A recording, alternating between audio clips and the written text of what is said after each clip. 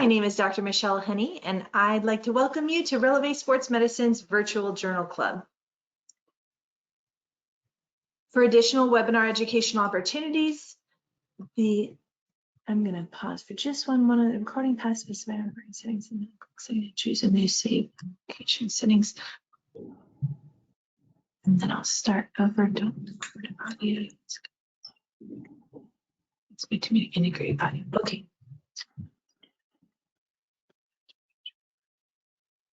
Okay, perfect. Perfect.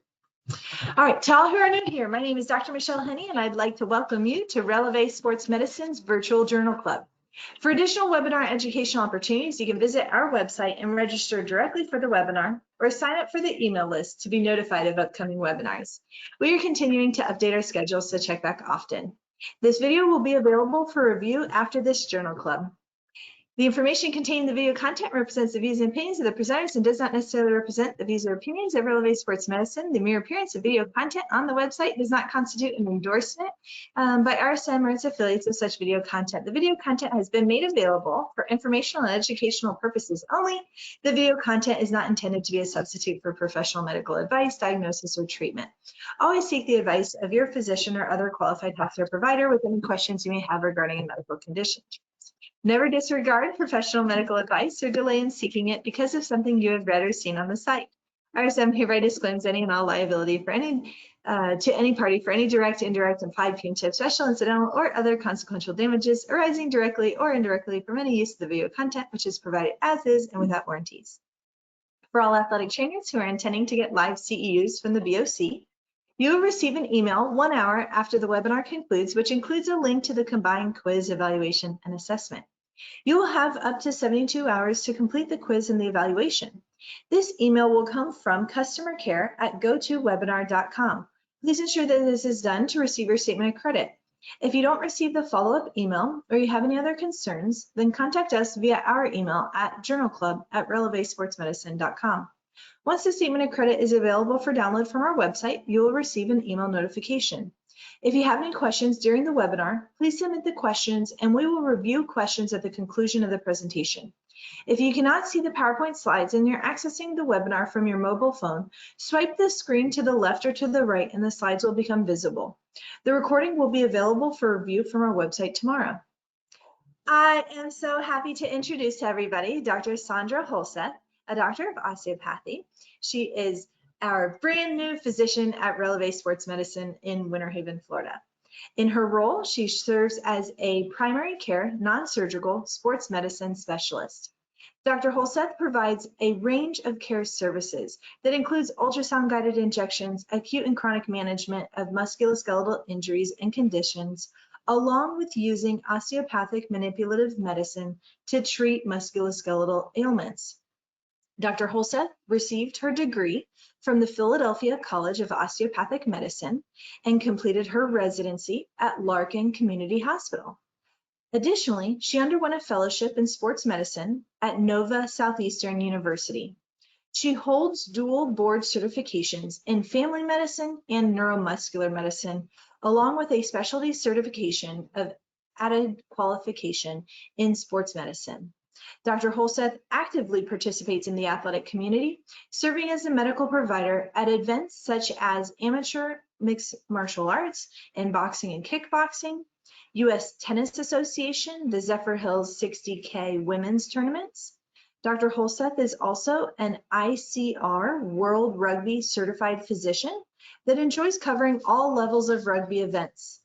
Outside of her professional life, Dr. Holseth enjoys outdoor activities such as fishing, kayaking, and camping.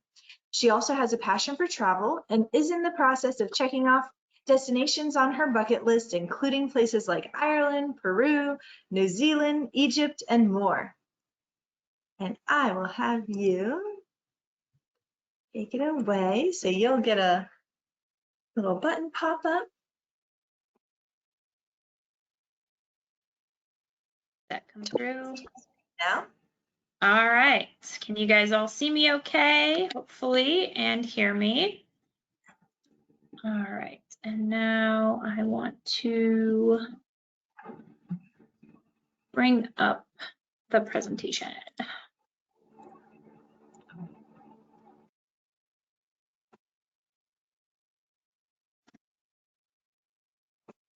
that's not what we want.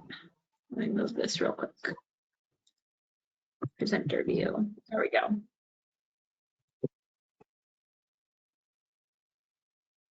I can make that smaller.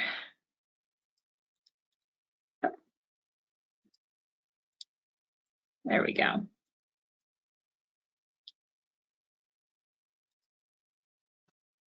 Okay. I'm not sure how to hide this. There we go. The little orange arrow tab. There we go. Okay. We'll move that over there. All right. So, thank you, Dr. Henney, for that great announcement. Appreciate the opening. As she mentioned, I am an osteopathic physician, and one of my specialties is in osteopathic manipulative treatment. So I'm going to share with you guys some OMT for Sidelines providers. We're going to kind of go over just some basics of sports injuries, risk factors, symptoms we're watching for, some of the common injuries that we can see when covering any kind of event. And then I'm going to explain to you guys what OMT or osteopathic manipulative treatment is, when we can use it, and then we'll review some of those treatments that can be used for injuries. And so sports injuries, as we commonly know, are injuries of any kind that typically occur in some sort of sporting event or exercise in active individuals. They're not always strictly defined as a sport event, and can be any kind of event where people are active. There's lots of different types of injuries that affect the musculoskeletal system. We do think about the muscles, ligaments, our bones, and soft tissues, how they provide stability and enable movement. And when we have an injury, these are impeded. It's not just limited to our athletes, but we do have like your weekend warriors or anybody that just went for a walk for that day. And so we do consider that as well. We're going to primarily focus on injuries during gameplay or activity and treating them right there at the sidelines to keep them playing and active. We're going to focus on, acute versus chronic. Most of the time, we're going to be dealing with our acute injuries when we're doing the sidelines activity. And so we do have many, many different types of injuries. 6 of the most common type of injuries are fractures, which we all know, a break of a bone. These are something that we're not going to let them keep playing. We are going to take them off that field of play and have them evaluated further. Dislocations can be as simple as a subluxation, like partial, or a complex where they've got a complete dislocation. Sometimes you'll have a fracture associated, but usually these do require immediate evaluation and assessment. And sometimes they can go back to play if they're a recurrent dislocator and it happens, they're perfectly fine afterwards. Sometimes we do have to see them in the office, so it's definitely something we watch out for. Remember our sprains and strains. So the sprains, remember, are our ligaments. The strains are our muscle or tendon. These can be as simple as just a stretch or a complete tear. We utilize our special testing, palpation, and evaluation of the area visually to determine what level or grade this is. Tendinitis is that inflammation of a tendon. Usually we see this in repetitive areas, but can be from a sudden injury as well. And then bursitis, just inflammation to a bursa. It can be from a blow or a fall, or again, repetitive movements. So these are the 6 most common types, again, not an all-inclusive list. Risk factors for injury, again, not all inclusive list, but some of the things that we commonly will note or pay attention to is if the athlete or participant's not using correct technique. Do they have the correct equipment, and is it safe equipment? Is the glove worn through? Does a racket or a baseball bat have weathering to it and pieces falling off? Are they wearing the correct clothing or gear for the activity that they're participating in? If it's hot outside, are they in pants and long sleeve shirts, hats and gloves? Why? Has the athlete been overtraining, which is very common in some of our younger players that are excited to be out there wanting to be the best of the best? Are they changing intensity too quickly? Are we going from super fast to super slow or not? Is the surface that they're playing on appropriate? Has it rained recently or been wet? Is it an unstable surface, as if they're doing like an iron man or a marathon through the woods where you've got uneven ground? Are they playing on turf versus on grass? How did they warm up? How did they cool down? Was this appropriate for the activity or not? Have they ever had a previous injury to that area or another area that may have led to it? And are they sick when they're participating? Red flag signs that we absolutely don't want to mess with. We need them to get checked out right away. Loss of pulses. Do we have extreme temperature changes to the extremity? Did it get super, super warm, or is it starting to get cold? Is there a gross bony or joint deformity that we're noting? Does the patient have a complete range of motion that they're no longer able to move? Are there sensory changes? Is that patient complaining of numbness or tingling or unable to feel distally along where the injury was? Do we have an open wound? Is there an inability to put weight on a joint or an extremity? And do we have extreme immediate swelling where it's beyond a simple sprain or strain? So acute symptoms that we watch out for is that sudden severe pain, swelling of the extremity, bruising immediately, weakness to the area of injury, that inability to put weight on it, or improper or inability to move in correct ranges of motion. We also want to look at our chronic injury symptoms. Athletes may come in with pain just with exercise or play or right after. They may get intermittent swelling or have chronic swelling that never leaves the area. May have a dull ache in a joint or an area of discomfort that is always common or in place at rest. And are they able to perform proper range of motion or not? So when we're out on the field and we're watching these plays, we do need to have quick ability to diagnose. Mechanism of injury becomes key. How did that happen? Asking the athlete what did they feel can be important, because what we saw may not match with how they felt. And who or what was involved? Was it an isolated event with just an individual, or was there a contact with another individual or an object? During the exam, you always want to be able to visualize the area as best possible.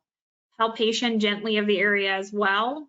We do know our orthopedic special tests, which can be key in diagnosing a sprain, strain, fracture, or dislocation, and watching active and passive ranges of motion. Again, we always want to make sure we're ruling out a fracture or dislocation. If we're suspecting that that has occurred, we need to pull that athlete from competition and have it evaluated further off field. We're not going to return them back to play in this situation.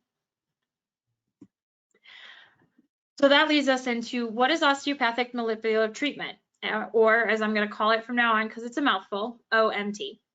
This is a hands-on technique that's used to diagnose, treat, and prevent injury or illness. It's a hands-on manipulation to different body structures that treat what we call somatic dysfunction. And the goal is to restore our maximal pain-free movement of the musculoskeletal system. There are several techniques we use, and they are always used to treat somatic dysfunction. These can be anywhere from soft and gentle pressures to ranges of motion with or without resistance, and thrust-based techniques. OMT helps to ensure that bones, joints, soft tissues, even our vascular and lymphatic systems are all aligned and balanced to give us that pain-free range of motion and experiences. So what does it treat? Well, like I said, somatic dysfunction, which we define as the impaired or altered function of related components of that somatic system, which is our skeletal, arthroidal, myofascial structures, and the vascular, lymphatic, and neural systems. It's a diagnosis that's made from palpation to the body while we're monitoring for TART changes. Well, what is TART? TART is tissue texture changes, asymmetry, restrictions of motion, and tenderness. So all things that we utilize to diagnose any injury or area of pain. We use this to treat the athlete until a response occurs. And we always reassess after any treatment that's been administered, just like we would if we were in the locker room or an office checking a patient for injury after a treatment.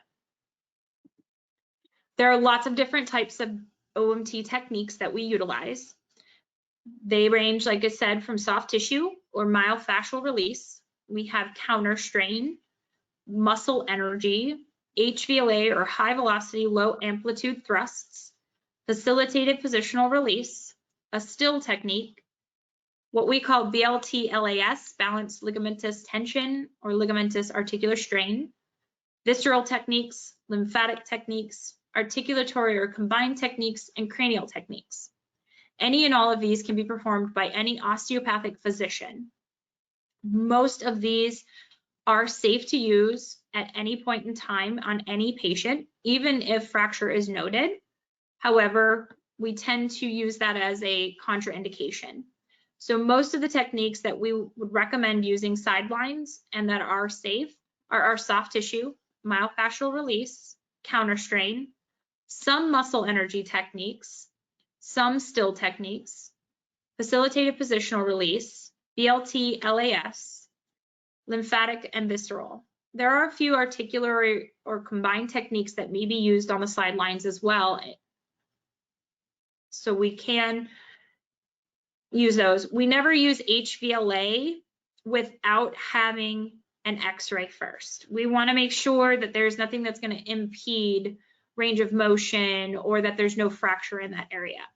But otherwise, the rest of them are safe to use even in a fractured area. We just don't directly treat that area of fracture. We treat around to support the tissues in that area. So is it safe? Yes, it can be very, very safe to perform. The key thing is that we've done a proper exam. We're watching for our TART changes. Again, fracture, then we don't perform. No fracture, then we utilize those techniques as previously mentioned, like the myofascial release, muscle energy still, etc. We always want to make sure that we're being as safe with the patient. So you do want to ask them permission to evaluate them and then permission to perform any techniques or treatments. Make sure that when you are getting out to that athlete or injured player that you're making sure the scene is safe. Remember, you have to stay safe too while evaluating and treating them. Know what tools you have at hand, where you are on the field, who's a part of your response team. Always remember our EAPs of the event centers so that you know if you need to use it. Make sure you're getting consent from the athlete. Always treat and be aware of what you're doing and where you're doing it. A lot of times moving off of the sidelines is the safest area. Not all ailments can be corrected with OMT. So again, we're ruling out other things going on, but knowing that if OMT isn't helping, then we do need to evaluate further. And we only return a player back to activity once it's safe to do. So let's get into some of those injuries and osteopathic manipulative treatments that can be utilized for them. So we're going to go with the shoulder first. One of the key things that you always want to make sure you remember is your anatomy.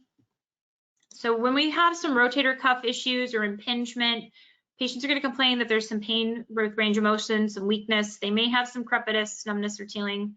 Again, we always want to remember our special tests, Hawkins, ARC, NIRS, speeds, etc. Visualize that area. We're going to gently palpate from that sternoclavicular joint all the way around the shoulder, front and back, and then down the arm. We want to make sure that they've got good range of motion of the neck, that there's no neck injuries, and that we're checking muscle strength as well. One of the things I love to do for some rotator cuff or impingement when that athlete is saying, I feel like my shoulder's catching, I feel like it's kind of stuck, I'm not getting good range of motion, is what we call an AC dysfunction muscle energy. So as the physician, you are going to sit behind the patient. You can be on the ground or they can be in a chair or on a table. We're going to put our hand on that distal clavicle and grasp the patient's elbow. So we're going to end up compressing that shoulder into that elbow just slightly. And then we're going to use abduction of the shoulder to a restrictive barrier. That restrictive barrier is as simple as I can start to feel a tightness or a pull or a push from the patient just naturally. It's usually only a small degree of movement that we put them in.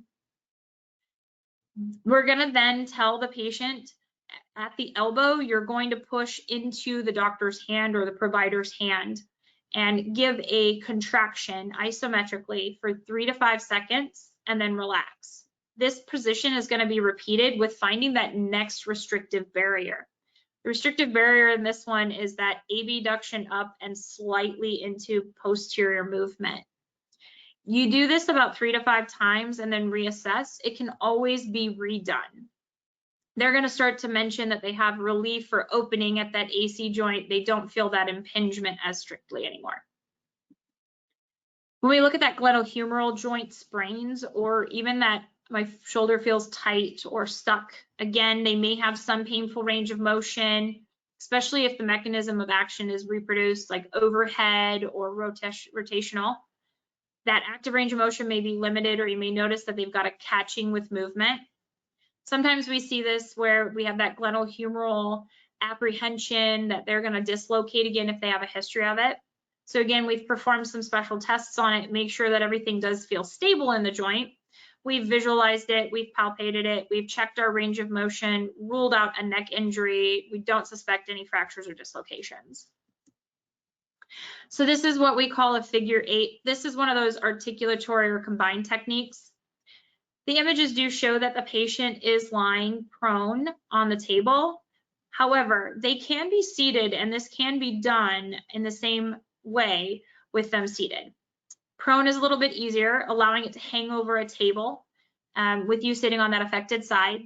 You're going to grasp that shoulder and hold on to that humeral head underneath the axilla with your palpating with your pads of your fingers, and the thumbs just around that greater tubercle. You're going to then give a little bit of a slight distraction towards you into that abduction position and adduction circumduction. So you're basically going to be making a figure 8 in abduction and adduction, moving it in that position, and then in circumduction. This is going to be repeated multiple times. I'd love to say do it 8 times, do it 5 times, but you're going to kind of find that the shoulder starts to unwind and feel like it is gapping more and giving a release. Once you've done this a little bit, you start to feel that it kind of levels out, recheck. And again, we're rechecking in this case with 1, our palpation, but 2, the athlete's range of motion and what they're feeling upon that, and then our palpation as well. This can again also be repeated for increased effectiveness. In the seated position, we are going to be seated next to them, same handheld position. And what you're going to do is actually move down towards the ground and then come back up in that figure 8 position towards the ceiling and back down in that figure 8 position. Circumduction again is still in a circular motion around with the distraction coming down towards the ground. So moving on to the elbow, our most common ailments that we see at the elbow is anybody that's suffering from lateral or medial epicondylitis. Again, with medial epicondylitis, they're going to have some discomfort or pain along that medial elbow. They may have some tenderness at that muscle belly or the tendinous junction. Pronation tends to cause the most issues, or flexion of the wrist. They can have some decreased grip strength, especially in our racket sports or ball sports where we've got like baseball or even lacrosse, where they're having to hold a stick for quite a while. You may have some swelling that's persistent in that area. Again, we're ruling out any fractures. We've got good neuromuscular checks, see what their range of motion is. We've done our vascular testing, medial condylitis testing, Tenels. And so for this one's pretty simple. It's a muscle energy technique, which utilizes resistance against a force, and you as the provider are the force. And so you're going to be seated in front of the patient or standing in front of the patient on the affected side. Your left hand is going to, if we're looking at their right arm, is going to grip the patient's elbow. And usually what I do is I just kind of hold that just below the condyles of the humerus, wrapped right around where I can feel movement at that radial head and the ulna there. And then your other hand, in this case, the right hand, is going to almost be like doing a handshake with them, palm to palm with your thumb on that posterior side. You're going to slightly supinate the patient to a restrictive edge. Again, that restrictive edge is just where you start to feel it tighten or give you a little bit of resistance. And then the patient against your hand is going to try to pronate with resistance. This as well is held in 3 to 5 seconds. They're told to relax, and you move to that next restrictive barrier. This is repeated 3 to 5 times. Once it's done, we're rechecking that range of motion, seeing how the patient's feeling, palpation-wise, how they're saying if it's got more movement, and checking their grip again. Again, this can also be repeated for increased effectiveness. Now, when we look at our lateral, we're going to have those same things, except for we're going to have them on that lateral side, and sometimes even that anterior of the elbow. We can have decreased internal rotation of the ipsilateral shoulder as well with this. Usually, this is from repetitive motions. We're going to make sure, again, fractures are ruled out, dislocations. We've got good neuromuscular, see what their range of motion is. We've done our special tests like coffee cup test and valgus varus, tennis oval testing. Now, this one is very similar position. However, the difference is that we are going to be putting our thumb palpation-wise over that radial head. And the doctor is going to be holding above the thumb this time so that you can actually give good resistance with the supination and pronation. And so while you've got them in that same position, you're going to pronate them this time to that restrictive barrier or edge, and then they're going to try to supinate against your resistance. We hold that supination for 3 to 5 seconds. Patient's advised to relax, and you move them into that next barrier. Again, these movements for the muscle energy are going to be more at the wrist distally, while the elbow is at a fixed state in monitoring. We repeat this process 3 to 5 times and then recheck everything. So forearm, remember, one of the biggest things that we see in the forearm is that patients may complain that it's very tight, or that when they grip, they've got a middle arm pain. So one of the key anatomy signs here is that interosseous membrane of the forearm, and we want to remember that specifically because we can help this with some soft tissue technique. And so when we get a contusion to the arm, or we get like an interosseous strain, especially in those gripping sports or throwing sports, we can get a little bit of swelling or ecchymosis to the forearms. You can get that tenderness, especially along that central component. They may feel like it's tight or like somebody's squeezing that forearm. Sometimes they may complain of some numbness and tingling. So again, we've ruled out any fractures or dislocations. We've checked range of motion at the elbow, shoulder, wrist to rule out any disorders from higher up. Neurovascularly, we're intact. And this is one of the best techniques for this. This is a soft tissue or myofascial release technique. Patient can be seated or standing. You're going to be utilizing your thumbs with a release motion. And so you're going to be palpating along that interosseous fibrous bands and central between the two bones of the radius and the ulna in the forearm. Patient's palm is going to be facing upwards. You're going to take your thumbs over that anterior dysfunction, and I usually personally start up towards the elbow and work my way distally down towards the wrist. Now, this can be direct or indirect compressive rotational forces. Basically, what that means is that as you're giving a compressive force down into that interosseous membrane, you're going to use a rotational movement of those thumbs, whether it be direct, which means you're going into the area of resistance or where you feel like it's not letting you move, or indirect, where you're going where you feel like it wants to, where those tissues naturally are flowing. And this is called the ease bind barrier. And this is going to be done and held for that 20 to 60 seconds in one location, and then work your way down along that forearm. This again can be repeated by going back up the forearm or going back to the top, starting and coming back down. Again, afterwards, we always want to reassess. A lot of times having them grip, move the wrist into flexion and extension, elbow as well, can let you know how much release you've had. So the hands and the wrists are next. Usually with a wrist sprain, they can have some tenderness, especially over that dorsum. They may have some pain with active range of motion, passive range of motion, and grip. They may just kind of feel like the wrists are stuck. They're not getting where they need to go. We do always want to make sure that the fingers look good, that we don't suspect any fractures, dislocations. We've checked for ligament stability, and that we've got good neurovascular. So this is also a myofascial release or soft tissue technique, and we call it an unwinding technique.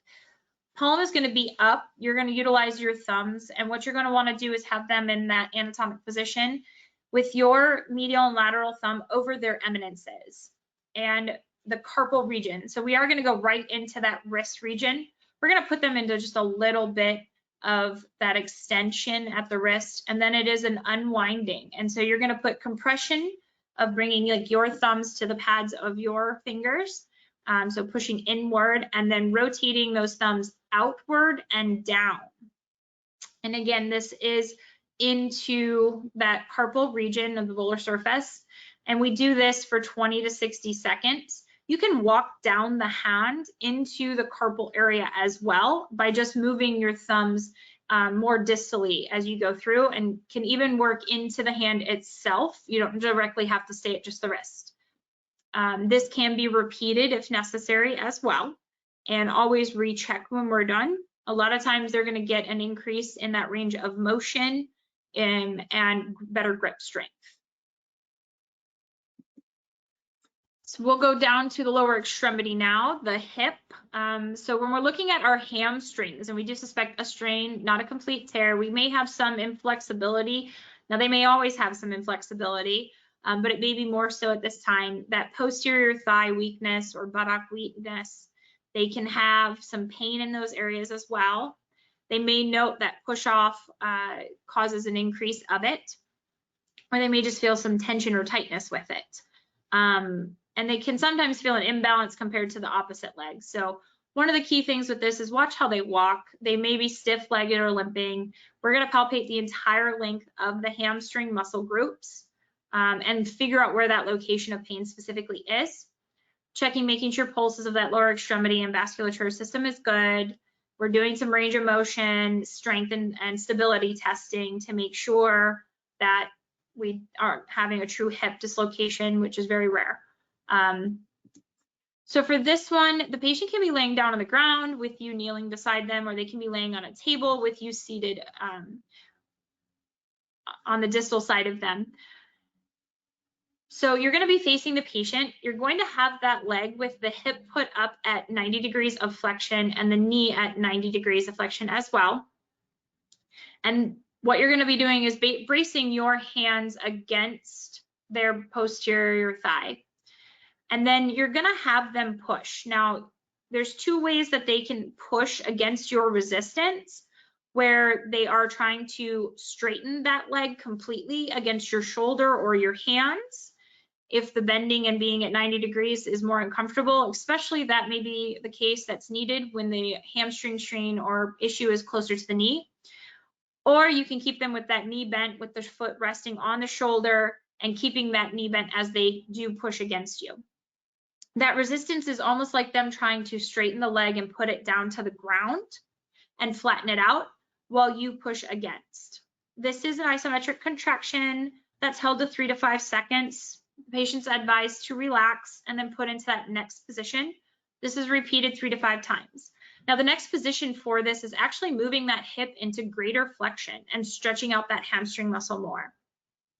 One of the key things I've noted with this technique is sometimes the athlete is much, much larger than I am, and I'm only 5'4", so I'm not that tall. And instead of using my hands as a force of resistance, I'll actually put their foot against my shoulder. Another key thing here is the hips and the pelvis are some of our strongest areas of our body. If we allow a patient to use 100% of their strength against us in this situation, they could push us backwards and cause more damage. So this is an instance where you want to remind them to only use about 25 to 50% of their strength against the resistance. This can be adjusted in between each repetitive time. We'll move to the quadriceps now. And again, now we're going to look at that anterior thigh tightness or pain. Sometimes that gait can be completely normal or not. They can have some swelling or painful palpation. A lot of times when we have a quadricep strain, once we get that knee beyond that flexion of 90 degrees, and especially in resisted extension, they can have an increase in pain. They may have felt a tearing sensation, especially with explosive movements. Sometimes they're just complaining of some anterior superior knee pain. They can have, again, some tenderness of the patella and that insertion point as well. So we've evaluated their gait, we've evaluated range of motion, strength, we've made sure that there's no neurovascular compromise, and that we don't suspect any fractures. So this one, the patient is going to be prone. They are going to be 2 positions that the doctor can take. If your patient is of good size compared to you, you can stand on the opposite side of where the patient is having the pain. So if they're having right leg pain, you can be standing facing that side, on being on the left side of the patient facing them. Your caudad hand, or that hand that's closer to their head, is going to be putting pressure at the PSIS. And then the caudad hand, or that lower hand by the foot, is going to be right above the knee, giving support to it. Now, if they are a bigger person, then you actually want to go below to that tibial tuberosity, giving support. We don't want them to bend the knee. We do want them to be keeping it straight. The other positioning that you can take, especially if that athlete is much larger than you, is actually being on the same side of that somatic dysfunction. And again, your hand that's closer to their head is going to be putting that resistance pressure against the PSIS, and you're going to be still putting that support under the knee, or that tibial tuberosity. The patient's going to keep that leg straight. The resistance is actually going to come where the knee is, and they're going to be instructed to push against the table or bring that leg back to the table for that 3 to 5 seconds, and then advised to relax, bring them to the next barrier. That next barrier is bringing them more into a posterior movement, and so rotating that pelvis forward. We repeat this 3 to 5 times and then recheck. Another thing I've seen with this, especially when I've been working on an athlete, like my basketball players that were always 6'7", is that even if I got on the same side of this dysfunction, I could not very comfortably get them into a position and hold them up. So if you are on the same side as them, you can use your knee, whether you're standing and putting it bent onto the table, or whether you're on the ground and putting it underneath them as well, to give you more leverage and hold when they're trying to do that resistance as you bring them to those next barriers. Adductor strain or a groin strain, they can have pain that's sideways considering. Weakness of that passive hip abduction or adduction gives it with resisted adduction. There can be tenderness that can go from the ischiopubic ramus all the way down. The lesser trochanter can experience it, and through that medial portion of the leg. Sometimes they'll feel just a twinge, or they'll feel like they had a full pull in the groin. Sometimes that gait can be offered very stiff. We always want to check if there's a palpable defect or not. Watch their gait, watch how they're able to move up and down if they're jumping or running. Neurovascular and strength and range of motion checked, and ruled out any fractures. So this one can be great for when we do get that pelvis and it's compressed. It feels like it's stuck. It's not wanting to move or open. And so we're going to do a muscle energy technique here that's very simple. Patient's going to lie supine. You can stand on either side of them. You're going to flex the hips to about 45 degrees with the knees to 90 degrees, and put the feet flat on the ground or table and have them keep their feet together. You're going to open the knees slightly, and I usually personally start with 2 fists in between the knees and work my way up with that when I hit those barriers. Now the resistance is going to come by the patient actually squeezing inward with their knees. And so you're going to end up at that next barrier. Again, I start with 2 fists between them held together. Then I move to my forearm. And then as you see in the third picture, they are having to use both hands to keep them because they brought that next barrier. The next barrier is actually opening up the knees and putting them into that external rotation at that hip. Keeping again that knee bent to 90 degrees with the feet together on the table. This is repeated 3 to 5 times as you're hitting those barriers, and then rechecked afterwards. So if they have the opposite, where it's more of an abduction pubis, where they feel like they are really wide and opening and loose, we're going to have them in the exact same position. They're going to be supine. The knees are going to be bent to 90, hips at 45. And this time that barrier is going to be where they feel comfortable opening up. And so you're going to stand on either side of them. One leg is going to rest against your stomach or abdomen, and the other hands you're going to put on the opposite side of the knee. The resistance here is going to be them opening or abducting at the knees against you. Now, again, if you have an extremely large person, you may need to give yourself some leverage and be over them a bit. You want to make sure that you are very stable in this, because if you're completely leaning over a patient and they try to move like this, you don't want to fall on top of them. So again, this is another one of those, make sure that your surroundings are good and that you're stable when you're performing a technique. This is done 3 to 5 times, engaging that new barrier each time, and then repeating that process 3 to 5 times, rechecking afterwards. For IT band syndrome, this is extremely common in our runners and athletes on the outside there. Sorry about that, guys. They can have some lateral knee pain primarily. It can shoot up the leg, or they can have that lateral hip pain that shoots down to the knee. Usually this will start after exercise has begun, they'll feel it, and most of the time with some rest resolves. You can also see it if they've had to sit and have that knee flexed for long periods of time, or they're having to go up and down a lot of stairs. Sometimes they can have a snapping sensation as well. So you do want to watch their gait, make sure if they've got a stiff leg or not. Are they circumducting when they are walking or limping? We've checked our strength, range of motion. Is there any excess ankle pronation? Because this can be a primary cause of IT band syndrome. Is the athlete got pes planus, you know, flat foot? And one of the ways, if you've got like a soccer player that you're not trying to take cleats off and everything, is you can always ask them, are you very flat footed? Do you have arches or soles in? Check their footing. The bottom of their shoes can also indicate if they are an overpronator or not. And make sure we don't have any leg length discrepancies, which is pretty simple to do if you have them laying down or standing. So for this position, we're going to have them in a lateral recumbent with that affected hip up.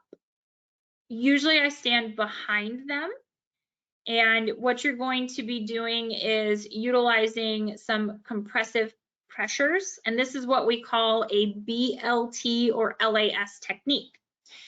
And the thumbs are going to be over that greater trochanteric bursa area, or where they have the tenderness palpatable at the hip.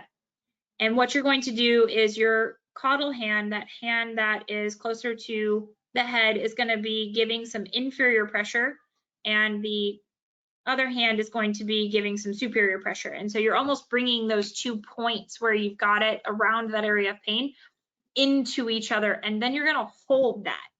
And you're going to hold that until you feel a release of the tension in that area. Again, this can be done to multiple points. You can even walk down the IT band doing this. We repeat as needed, and then obviously recheck. So when we get to the knee, again, we've got some patellofemoral stress syndrome here, very common in our jumpers and runners. They can have that anterior knee pain, sometimes worse with squatting and sitting. Stairs or slopes can cause problems. They can have tenderness over that patella, crepitus or pain with it as well. We always want to watch again their gait. We've checked neurovascular strength, range of motion. We do want to rule out and make sure that we have checked and made sure this isn't a ligament issue, or there's no laxity with those, or meniscus catching. And so we've performed our special tests, not concerned with that. The other thing we can sometimes see is what we call a capsular strain. And a lot of times it's a tight sensation of the joint where somebody almost feels like they've twisted internally in it. Most of the time with capsular strains, we've got pain at the end of range of motion. Sometimes there can be pain in the joint, especially more posteriorly. Again, we've ruled out our ligament injuries or meniscus. We've checked all those gaits and strengths and tendernesses. And so this is one that I absolutely love. It's one of my favorite treatments. It's called a rotation torsion BLT. So you do have the patient laying flat with the leg, but they can be in a seated position, or they can be laying completely supine. I usually find the best results in supine position because then their quad is not being activated at all. You can stand on the side that's affected facing the knee.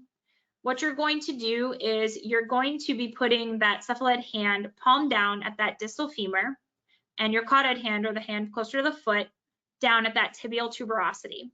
And as you see, you're kind of making that C over that muscle groups and those areas. Then what you're going to do is do a compressive force And it doesn't necessarily matter the order you do them in. I usually do mine where I'm bringing my hands together, then pushing down towards the table, and then adding a little rotation. And the rotation itself can be indirect or direct. The direct is going to be where you're going right into where you feel the resistance. The indirect is going to be where you feel that it easily moves to. This is going to be held until you feel a release. That release is almost going to feel like it's an unwinding of the knee, as everything is just completely relaxing. When you release your hold, you're going to reverse how you set it up. So you're going to release that rotational force. You're going to take the pressure off of the table, and then you're going to bring your hands apart from each other. Then you recheck. And the simplest recheck for this one is actually having the patient flex and extend the knee and stand and walk on it a little bit.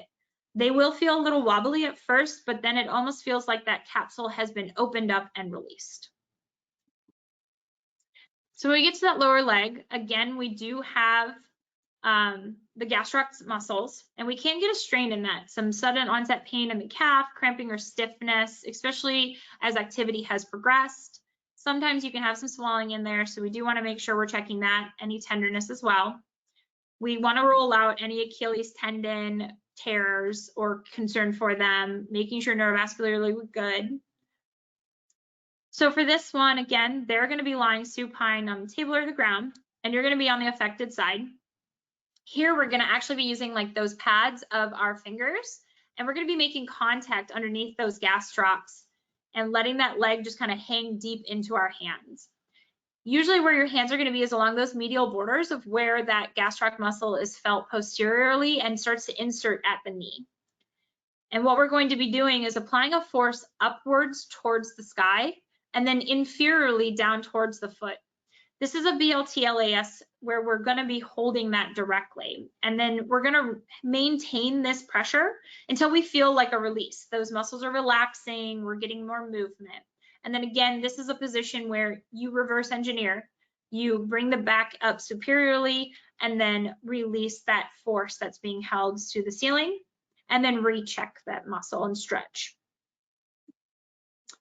When we get to the foot and the ankle, our ankle sprains tend to be very common. Sometimes they can't exactly say, I rolled it in or out, or I stepped in a hole. They can have pain with medial side, usually eversion or dorsiflexion. Can be worse with heel strike. Sometimes they can have some specific tenderness over that deltoid ligament or that fibular malleolus. So we always, or the, sorry, not the fibular malleolus, the tibial. We always want to check for gait abnormalities. Again, this is where pes planus can play a factor. We want to make sure that we aren't getting any kind of compartment syndrome and that the muscles are strong. You can always use percussion to test with heel strike or over the bone to give you any idea if you suspect fracture or not. Lateral ankle sprains are the same. That's just that opposite side. Sometimes, a lot of times with a lateral ankle sprain, they may have heard a pop or a cracking sensation. Those are very common. Again, here we're looking at our grading of it. You know, can they weight bear? Can they not? How stable is it with our anterior draw, tail or tilt? How was their gait? We've watched for pes planus again, made sure that we are following our Ottawa rules for any fracture suspicion. So with a lateral ankle sprain, what I like to use is a still technique. A still technique is where we use a rotational force along with a compressive force. And basically with this one, we're going to be at that foot. We're watching those ligaments near the malleoli, and we're going to be putting the foot through a couple ranges of motion. So the vector force is actually going to be traction or compression, kind of which one doesn't hurt. So if you put compression from the heel into the ankle, does it hurt, or does traction make it hurt? You do the one that doesn't. While maintaining whichever force you're using, whether that be compression or traction, you're going to supinate and dorsiflex that foot while basically into that internal rotation position. And then you're going to release, rechecking if there's any of that pain or discomfort. For metatarsagiula, so when we get them the pain in that foot, if they've got that pes planus, check for any callus formation, swelling, abnormal gout. They may say, hey, I've got a pebble kind of sensation in my shoe. This one is another BLT or unwinding technique. you're going to be seated facing the bottom of the foot. And this is where we're going to use a cross effect of our thumbs over that area of discomfort. And basically, you're going to be putting pressure where you're compressing your hands together and then putting an inward, down, and out pressure of the foot. While you're doing that, you're having them go from a crunch kind of position to an open position and stretching out that ligament. Usually what I do is I walk along from that distal metatarsal down the length of it to the proximal metatarsal. Again, this can be repeated a few times and rechecked. Plantar fasciitis is another thing a lot of our athletes do have issues with. We are going to make sure that we're checking the Achilles. We're making sure that we don't have any pes planus or cavus of the foot. You know, are they wearing inserts? Do the inserts fit? You know, is the activity make it better or not? We've ruled everything out that we need to. And this one is just a great soft tissue where we're actually just going to be doing what's called a knuckle rub. And you kind of are just going from using that MCP joint of your fifth digit all the way to your index and just running along the length of that plantar fascia, moving from either medial to lateral or lateral to medial as you go. Usually this is repeated a couple times for 1 to 2 minutes. Rechecking afterwards for any pain or sensitivity and their flexibility in that foot. So the ribs are one that we can treat, and sometimes we do have like what we call a first or second rib disorder, where they may have some palpation at that posterior thoracic outlet or the costocartilaginous joints of that ribs and sternum. They may feel like they've got a popping sensation or a tight pulling sensation at the neck. We want to make sure we've ruled out any neck or upper extremity injury as well, and that we're not suspecting any fractures. You always want to check their respiration. Is it symmetrical on both sides? So for this one, the patient can be laying down. You're going to put that pressure with your hand over that posterior first and secondary rib. And then you're going to utilize their elbow, where you're going to put some compression from the elbow into the shoulder. And then it's a rotational compression that you're going to internally rotate that shoulder around. A lot of times I have the patient look to the opposite side just so that I don't accidentally smack them in the face with their own hand. This can be also done in a seated position, and instead of standing and being in front of them, you can be posterior to them, where your hand that's closest to their head is actually going to be putting that direct pressure, and then you're going to be using your lateral hand to put the elbow compression, again, having them look in the opposite direction of the side you're treating and using that internal rotation. So the solar plexus, whenever patients get a blow to the abdomen or they feel like they, you know, I got hit in the solar plexus, I can't catch my breath, they've got that quick, short breathing, that diaphragm can go into spasm and it flattens out. And that's why they can't catch it. They've just got to walk around and catch their breath. Well, there's a great technique that you can utilize for this, and it's called the solar plexus redoming of the diaphragm. You have that athlete lay down on the ground. You're going to take your thumbs and put them right on the outsides of that xiphoid process, and you're going to be just along that internal rib edge there.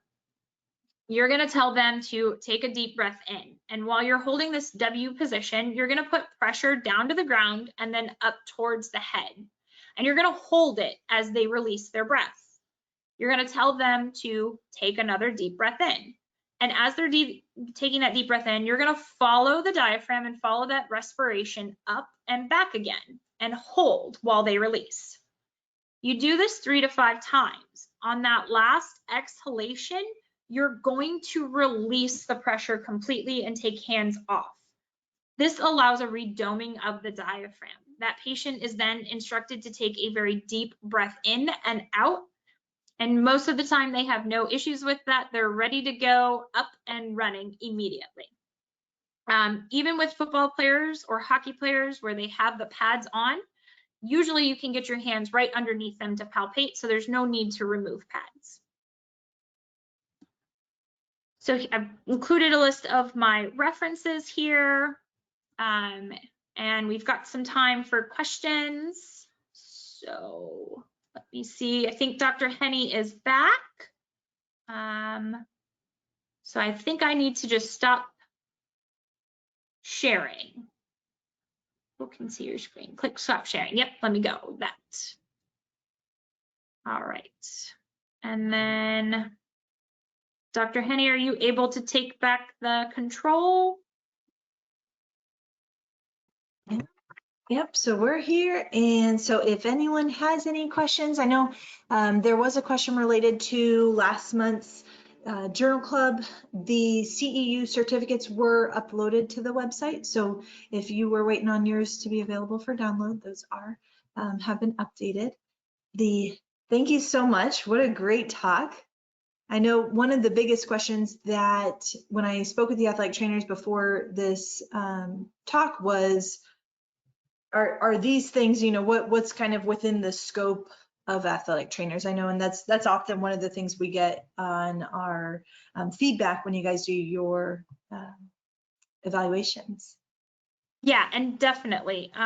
These are all techniques, and I tried to specify it actually, so what things could be within you guys' scope of learning. And that's the beauty of soft tissue techniques. That's the beauty of muscle energy, is it's actually more activated by what the patient is doing. These are all safe sidelines, easy techniques that can be used quickly and effectively by physios, athletic trainers, physical therapists. I personally have taught a lot of these techniques to athletic trainers I've worked with over the years in different sports that they have continued to be able to utilize because they are very simple, safe, indirect techniques.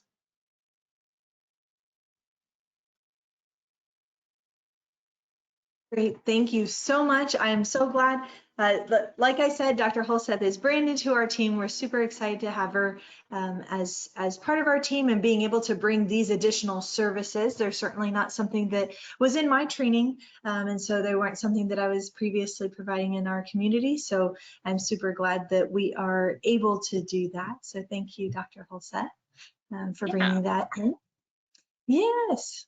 All right, well, you guys have our email address, so please don't hesitate to email us any questions if those arise.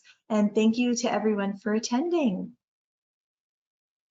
Yep, thank you guys for having me. Really had fun, appreciate it. And if any questions come up, my information is in the PowerPoint, so please feel free to reach out at any time.